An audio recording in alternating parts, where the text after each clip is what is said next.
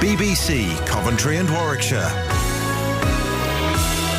It's the Breakfast Show on BBC Coventry and Warwickshire. I'm Shane O'Connor. Good morning. BBC Coventry and Warwickshire has discovered that Warwickshire and West Mercia Police are considering a full merger of the two forces. Warwickshire says that it's looking at a range of ideas for the future, including having just one chief constable for both, but insists there's no firm plans in place. At the moment, the two forces have formed what's known as a strategic alliance to save £30 million, but they still remain two distinctly separate forces. We're going to talk to the Commissioner in a second, but BBC Coventry and Warwickshire Sian Greschet joins me live in the studio with more. Just tell us, Sian, how this all came to light.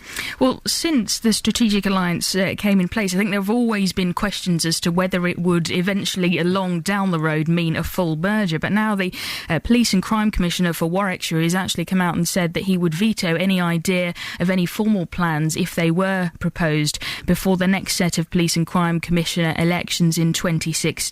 Now, the idea of a full merger in practice would mean that you'd have one chief constable, one force area, and one force name, like we've seen up about the force in Scotland. Now, another idea that's being thrown into the melting pot is stopping short of a full merger, but with the two forces having just one chief constable instead. Now, there are no formal proposals on the table to do this, but the fact that it's being discussed is significant, and it is being discussed operationally. Warwickshire's Chief Constable Andy Parker told me they've been talking about the prospect of a merger for years now. He does feel, though, he said that the strategic alliance that they've got at the moment is working well, but a merger along with having one Chief Constable are just two current ideas being discussed. He told me, though, he feels that there needs to be a public debate about whether they do go one step further, and he refers to the idea of having one Chief Constable as single leadership. A merger is one of several options that we will continue to discuss, and single leadership is something also that we should consider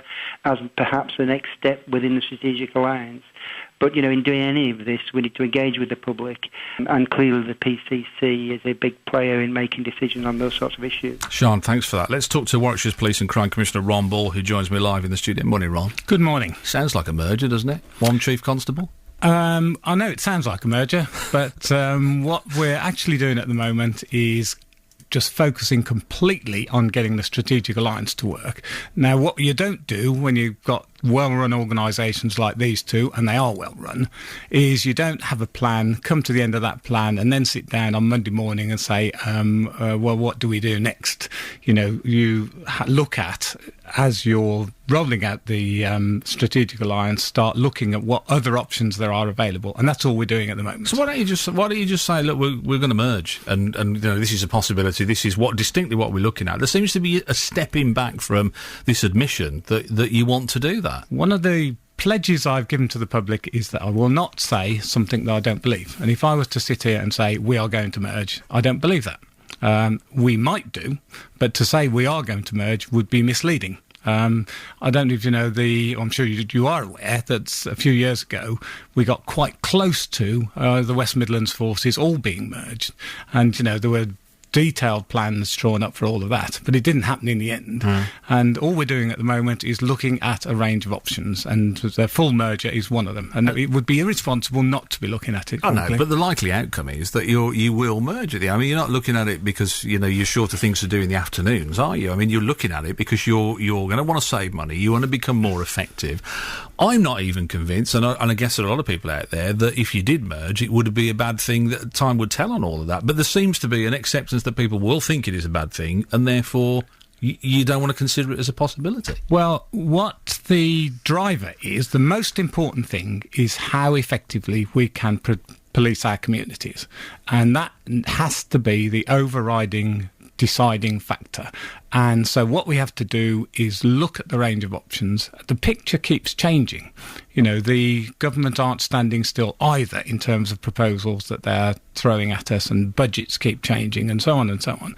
So the answer to the question, we don't really yet even really properly know what the question is. When we know what that is, then we can come up with an answer. You've done it already, though, haven't you? I mean, in July, let me give you a quote here from Tom Windsor, who's head of Her Majesty's Inspector of Constabulary. In July the 18th, I think it was, he said, West Mercia and Warwickshire are operating very, very closely to a single force. He says it's merger by osmosis. And really, the fact, all you're doing is sorting out the administration about you don't really want 2 chief constables, do you? Well, the picture as it looks to me at the moment is we're getting all the benefits of working more closely than any 2 forces in the country. This is so cutting edge.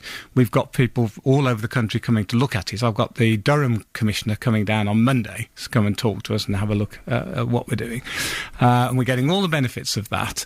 But there are benefits from pride and attachment to your own unit. And at the moment, we're getting the best of both, I think. But that doesn't stop us looking at other options. So you're looking at 1 chief constable. How long before we're looking? We don't need 2 police and crime commissioners either, do we? Well, that's obviously one of the things that needs to be looked at. Are you going to put yourself up for... Too early for me to say. Is that why you don't want to do it until 2016, which is the end of your term? So you're hardly going to vote... It's like a turkey voting for Christmas, isn't it, this? No, the simple fact is, I wouldn't need to veto anything. I know that sounds like a good news story, but in fact, the practicalities are such that it couldn't happen before then anyway. And to me, the proper way, and I'm complete agreement with Andy Parker on this, is that the public need to have their say.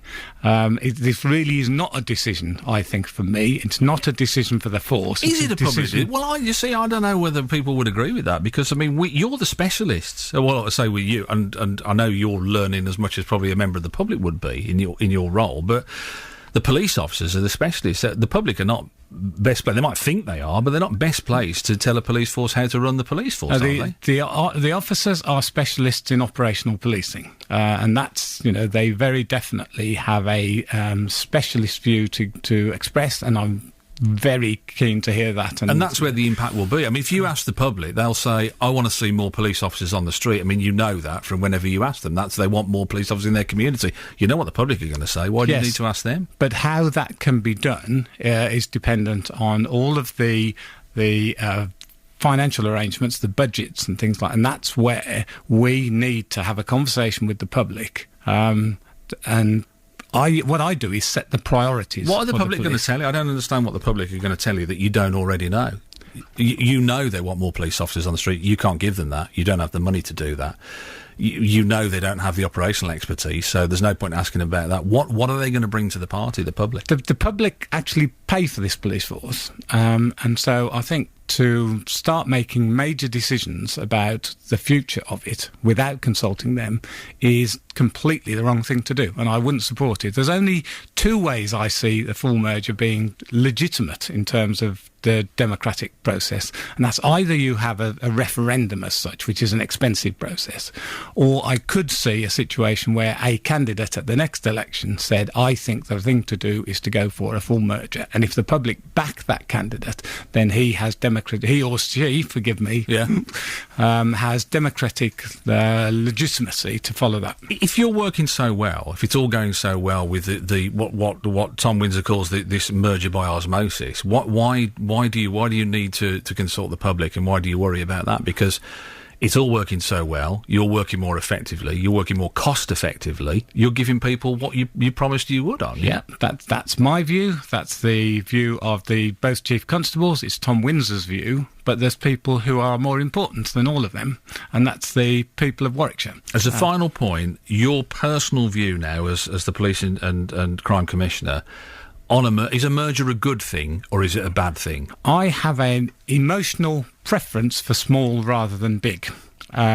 My preference isn't what matters here. What matters is how effectively we can provide policing out there. But it seems to me that smaller units work better, but that would not get in the way if merger became the right thing to do of going for that. Always a pleasure to have you with us. Thanks for joining us this morning. That's Police and Crime Commissioner for Warwickshire, Ron Ball, joining us on The Breakfast Show.